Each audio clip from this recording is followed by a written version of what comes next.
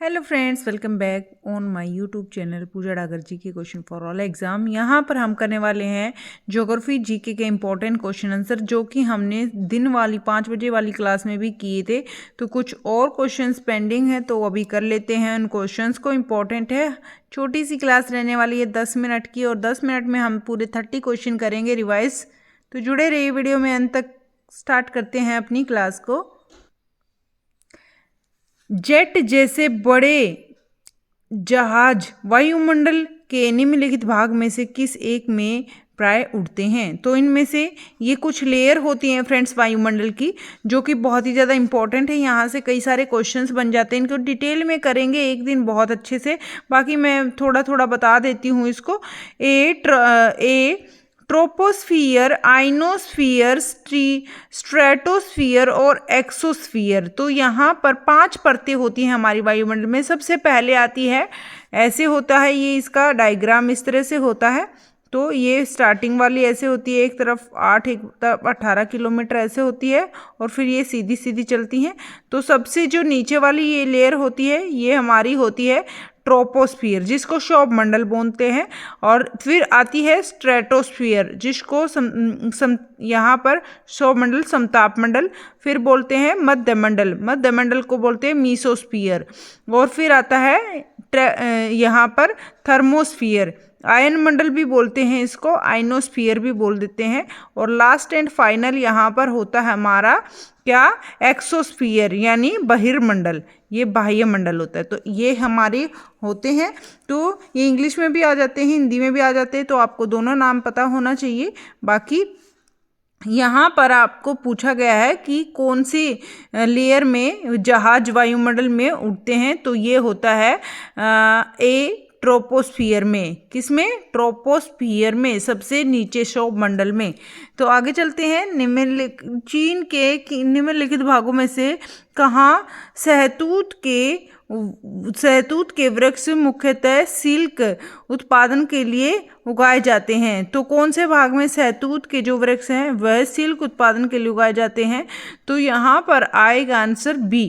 क्या रहेगा? B, Sikiang घाटी। सिकियांग घाटी में सिल्क, सिकियांग, ऐसे आप ट्रिक से भी याद रख सकते हो। सहतूत के वृक्ष मुख्यतः सिकियांग उत्पादन के लिए सिल्क उत्पादन के लिए सिकियांग घाटी में उगाए जाते हैं। निम्नलिखित में एशियाई देशों में से किसका विश्व निर्यात में अधिकतम भाग है? तो एशियाई देशों में से किसका विश्व निर्यात, आयात मतलब मंगवाना, निर्यात मतलब भेजना, भारत, सिंगापुर, मलेशिया, थाईलैंड। तो निर्यात करने में यहाँ पर आंसर रहेगा सिंगापुर का सबसे अधिक क्या है, निर्यात में सबसे अधिक भाग है एशियाई देशों में सिंगापुर का। आगे चलते हैं। नेक्स्ट क्वेश्चन, सागरीय खाई के आधार पर लगभग 45 डिग्री कोण पर स्थलमंडल से दुर्बलता मंडल तक विस्तृत भूकंपीय क्षेत्र क्या कहलाता है? तो यह क्या कहलाता है? इसका आंसर रहेगा बी, बेनियोफ क्षेत्र। क्या कहलाता है? बेनियोफ क्षेत्र कहलाता है। इंपॉर्टेंट है, क्वेश्चन देख लेना इसको।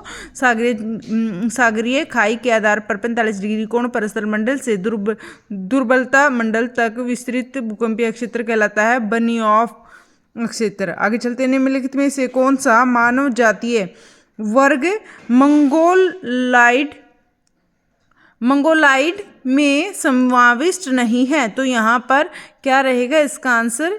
इसका आंसर रहेगा फ्रेंड्स डी, बिंटू यहाँ पर शामिल नहीं है, और सारे के सारे इसके अंदर आते हैं। मानव जातीय वर्ग मंगोलाइड, इसको बोलते हैं मंगोलॉइड, ठीक, ओ की साउंड आती है इसकी, मंगोलॉइड में समाविष्ट। यहाँ पर यकूत भी है और सैमोइड भी है, उत्तरी अमेरिका के रेड इंडियंस भी हैं, लेकिन बंटू नहीं इसमें आएगा, याद रखने हैं। आगे चलते हैं। निम्नलिखित नदियों में से कौन सी एक अग्रवर्ती डेल्टा बनाती है? इनमें से कौन सी एक अग्रवर्ती डेल्टा बनाती है, हमें बताना है। तो इसका आंसर रहेगा टीबर। टीबर जो है यहाँ पर आंसर रहेगा, अग्रवर्ती डेल्टा बनाता है टीबर। निम्नलिखित पारिस्थितिक तंत्र के प्रकारों में से कहाँ शुद्ध वनस्पति उत्पादन की वार्षिक औसत दर अधिकतम है? तो इसका आंसर रहेगा फ्रेंड्स शीतोष्ण घास स्थल। इनमें से शीतोष्ण घास स्थल, इसका आंसर रहेगा पारिस्थितिक तंत्र के प्रकारों में से यहाँ पर शीतोष्ण घास स्थल शुद्ध वनस्पति उत्पादन की वार्षिक औसत दर अधिकतम होती है। निम्नलिखित में से किसके कारण उष्ण कटिबंधीय चक्रवात भूकंप रेखा के निकट नहीं आते हैं? तो भूकंप रेखा के निकट नहीं आते हैं, तो यहाँ पर आंसर रहेगा फ्रेंड्स ए, क्या, क्षीण कोरियोलिस बल, क्षीण कोरियोलिस बल के निकट नहीं आते हैं और बाकी में आते हैं। चक्रवात भूकंप भूमध्य रेखा के निकट नहीं आते हैं क्षीण कोरियोलिस बल के कारण। आगे चलते हैं नेक्स्ट क्वेश्चन पर। निम्नलिखित पर्यावरणीय प्रदूषकों में से कौन सा अम्ल वर्षा होने का प्रमुख कारण है? तो यहाँ पर अम्ल वर्षा होने का प्रमुख कारण यहाँ पर क्या आएगा? इसका आंसर रहेगा सल्फर डाइऑक्साइड के कारण, CFC के कारण, सल्फर डाइऑक्साइड के कारण, जो कि AC और रेफ्रिजरेटर जो फ्रिज होते हैं उनसे निकलती है। निम्नलिखित में से कौन सा प्रथम वैज्ञानिक भूगोलवेत्ता था जिसने ठोस सिद्धांतों पर विषुवत रेखा की लंबाई का पता लगाया है? तो यहाँ पर प्रथम वैज्ञानिक नाम पूछा है जो भूगोलवेत्ता रहे हैं जिसने ठोस सिद्धांतों पर विषुवत रेखा की लंबाई का पता लगाया है। तो विषुवत रेखा की लंबाई का पता लगाया किसने? इरेटोस्थनीज ने। किसने? इरेटोस्थनीज ने।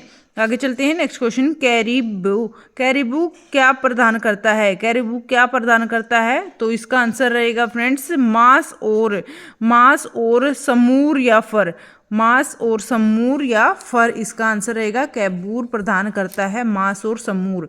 आगे चलते हैं क्वेश्चन नंबर नेक्स्ट पर। मत्स्य उत्पादन का प्रमुख क्षेत्र डोंगर बैंक, डोंगर बैंक कहाँ स्थित है? हमारा डोंगर बैंक कहाँ पर स्थित है? यह आंसर है हमारा सी, उत्तरी सागर में, उत्तरी सागर में डोंगर बैंक स्थित है। आगे चलते हैं। डायक नामक मानव जातीय वर्ग कहाँ रहता है? डायक नामक मानव जातीय वर्ग कहाँ पर रहता है? इसका आंसर रहेगा बोर्नियो में। कहाँ पर? बोर्नियो में रहता है डायक। डयाक जो है यह एक मानव जातीय वर्ग है जो कि बोर्नियो में रहता है। मृत सागर कहाँ स्थित है? मृत सागर कहाँ पर स्थित है? इसका आंसर रहेगा रिफ्ट घाटी में, रिफ्ट घाटी में मृत सागर स्थित है। आगे चलते हैं। राष्ट्रीय नदी संरक्षण निदेशालय किस केंद्रीय मंत्रालय के अधीन कार्य करता है? तो राष्ट्रीय नदी संरक्षण निदेशालय किस केंद्रीय मंत्रालय के अंतर्गत कार्य करता है? तो इसका आंसर रहेगा फ्रेंड्स क्या रहेगा हमारा? पर्यावरण और वन मंत्रालय के अंतर्गत कार्य करता है। आगे चलते हैं नेक्स्ट क्वेश्चन। शीतोष्ण चक्रवात निम्नलिखित में से किसके द्वारा अभिलक्षित होता है? शीतोष्ण चक्रवात किसके द्वारा अभिलक्षित होता है? इसका आंसर रहेगा हमारा ए, वाताग्रह के अभिलक्षित होता है, वाताग्रह के द्वारा अभिलक्षित होता है शीतोष्ण चक्रवात। आगे चलते हैं नेक्स्ट। केरल के अतिरिक्त निम्नलिखित में से कौन सा राज्य प्रजनन के प्रतिस्थापन स्तर को प्राप्त कर चुका है? तो यहाँ पर आंसर क्या रहेगा? इसका आंसर रहेगा तमिलनाडु। केरल के अतिरिक्त तमिलनाडु जो है वह राज्य प्रजनन के प्रतिस्थापन स्तर को प्राप्त कर चुका है। निम्नलिखित में से कौन सा युग्म सही नहीं है, सुमेलित नहीं है? तो यहाँ पर गलत वाला बताना है, तो ये रहेगा हमारा गलत। डेट्रॉयट जो है सुपीरियर झील, ये इसका आंसर हमारा गलत रहेगा।